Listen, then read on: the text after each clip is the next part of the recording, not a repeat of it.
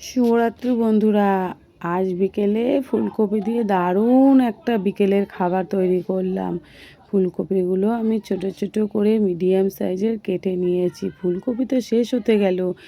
এই রেসিপিটা অবশ্যই খেয়ে দেখবে, খুব ভালো লাগে। বিকেলবেলা বানিয়ে একটু বসে বসে খেতে খুব ভালো লাগে।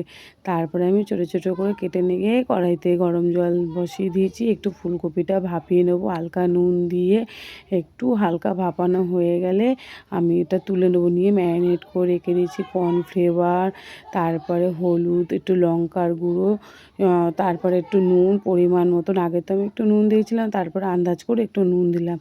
আর সাইডে আমি কড়াইতে তেল গরম করতে দিয়ে দিয়েছি। তারপর একটা একটা করে ফুলকপিগুলো আমি ভেজে নেবো কড়কড়ে করে। বিশাল সুন্দর লাগে, বিশ্বাস করবেন না, আমাদের 1 মিনিটে শেষ হয়ে গেছে। সবাই বলছে খুব ভালো হয়েছে।